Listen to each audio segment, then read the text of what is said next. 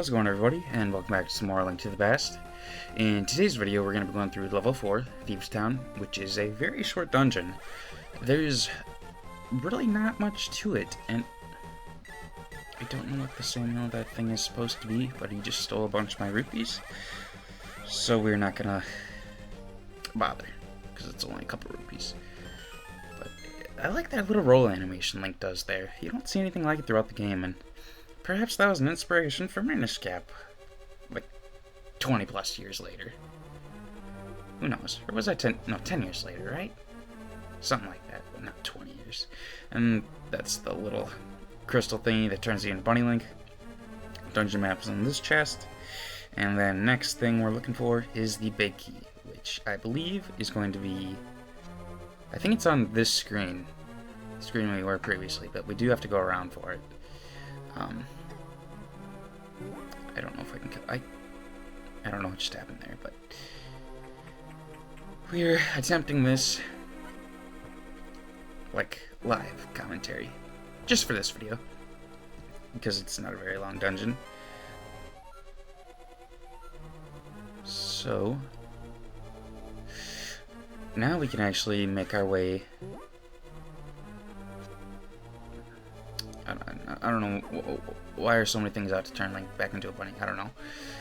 We can actually make our way to the main item, but first we do have to get the compass. And there's nothing over here. I think the compass is just in this chest,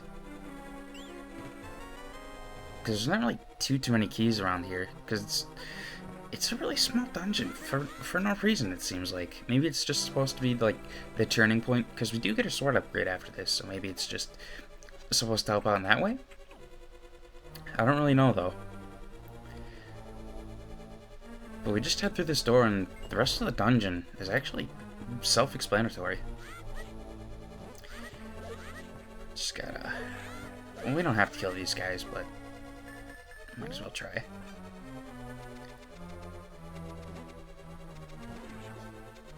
I didn't know the boomerang could kill him. I thought it would just stun him. This is actually going to be the boss room in about 10 minutes or so. I didn't know the Pegasus boots would do that either. It's really cool. The more you know. So, I believe I said in the last video that the item we get here is going to be like our main new way of unlocking more traversal, and that is true. This is kind of what, I guess, bridges the gap? I might have used that wrong, but this is basically what allows us to freely access the rest of the Dark World. And it's really nice to have, because the shortcuts that we're going to be able to make are really nice. Getting the sword upgrade is really nice. Just a whole bunch of... Holy cow. We're going to be getting just a ton of good stuff now.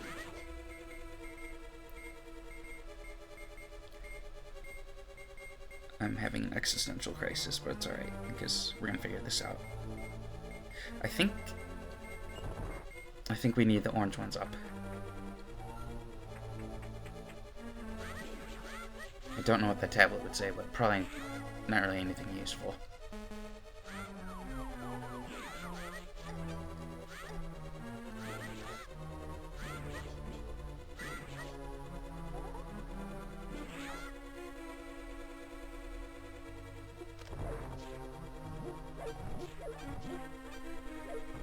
I don't know what those things are supposed to be. Are they frogs? Grasshoppers? I don't know.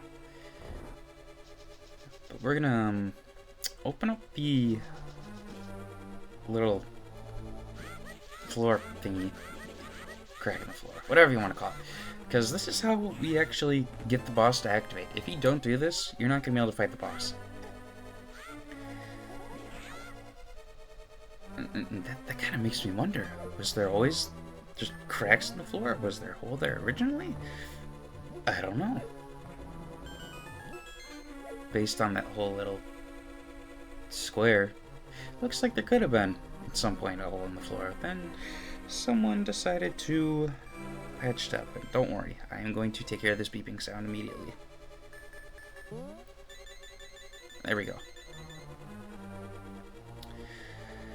So, A cool little thing about this dungeon is when we're in the light world and we go to Kakariko Village, if we step into this place, well, not this exact place, but if we go up to the little house thingy on the hill and we talk to the person there, she actually mentioned, or he, I don't know what it's supposed to be, they actually mentioned Blind, and Blind is the name of the boss of this dungeon.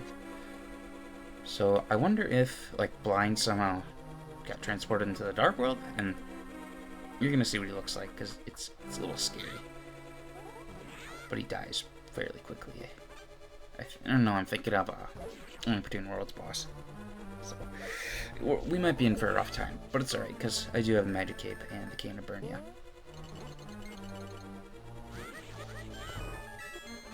And you might be thinking, how do I lift that giant block there? Well, we're actually going to be able to do that very soon.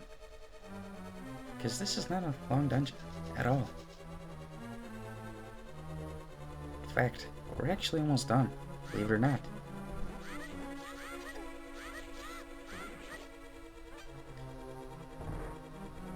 So for this room, you might be thinking, we don't have any keys, which is what little Connor thought. I don't know how old I was. But it actually uses the boss keys. Or the big key, not boss keys. We don't have plural big keys. So it's... I was a little scared that I was going to turn into Bunny Link. You might be wondering, like, why is there just this maiden in the dungeon? Like, what's going on here? What is going on here? And we're about to find that out very soon. Because behind this door is the most useful dungeon item that we get in this dungeon. The Titan's Mate. So now we can lift everything that is liftable. And to get back over here, we just use our hook shot. Although I think if you fall in the pit, you might respawn by the door. Maybe not, though.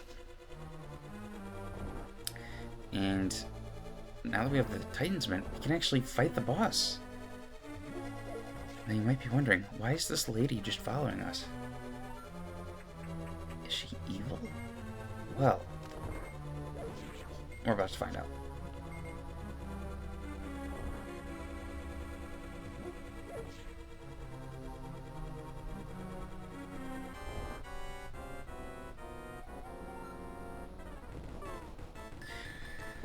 So this is the boss Blind.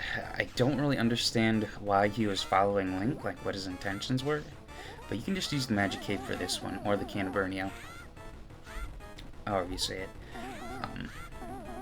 I think you can use Fire Rod too. You might even be able to use medallions, but I don't know if medallions do much damage to bosses. But you just want to dodge the head, because it tries to shoot fireballs at you, and then another head's going to pop off in just a second once we deal enough damage.